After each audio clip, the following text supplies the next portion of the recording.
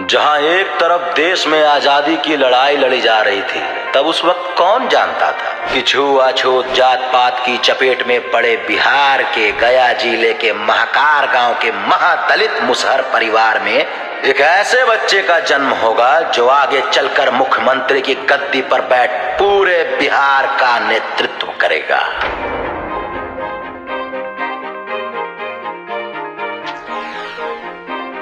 जिनके सोच और शिक्षा के आगे बड़े से बड़े पढ़े लिखे अधिकारी नतमस्तक हो जाएंगे। स्वाभिमान ऐसा कि जिस तरफ से एक बार रुख मोड़ लिए तो उस तरफ मुड़कर ना देखें, चाहे वो विपक्षी सत्ता के द्वारा फिर से मुख्यमंत्री पद पर बैठाने की लालच ही क्यों ना दी गई हो। और भला स्वाभिमान क्यों ना हो, जिस धरती ने सिद्धार्थ को गौतम बुद्ध बनाया, चाणक्य जैसे अर्थशास्त्री पैदा किए, अशोक जैसे सम्राट हुए, तो भला एक मजदूर के घर लौंडा नाच करने वाले पिता के पास 1944 में जीतन राम मांझी जैसा पुत्र होना कोई आम बात थोड़े थी। जी हाँ, ये कहानी है उस बच्चे की जिसने अपने फूटी स्लेट पर किस्मत का कखारा लिखकर कर्म से नियति को बदल 9 महीने के लिए बिहार के मुख्यमंत्री बन गए। जीतन राम मांझी के पिता रामजीत राम मांझी पेशे से एक बंधुआ मजदूर थे। परिवार का भरण पोषण करने के लिए वो अक्सर लौंडा नाच भी करते थे।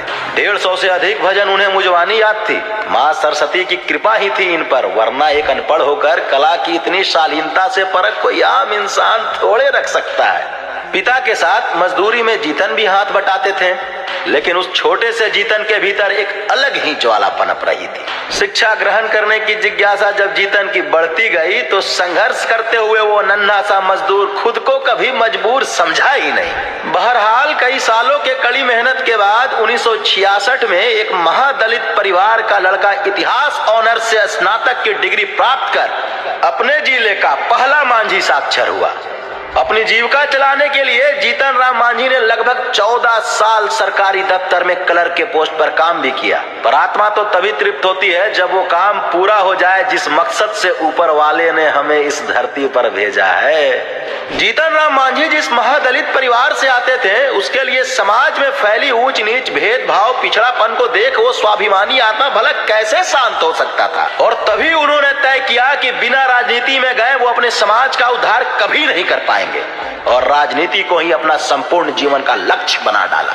वो साल था 1980, जब जीतन राम मांझी ने अपने राजनीतिक करियर की शुरुआत कांग्रेस पार्टी से टिकट लेकर किया। पहली ही पारी में जीतन राम मांझी ने समाज में पनपती संकीर्ण सोच के मुंह पर ऐसा तमाचा मारा कि गया के फतेहपुर विधानसभा से चुनाव जीतकर विधानसभा पहुंचे और 1983 में ही चंद्रशेखर सिंह की सरकार में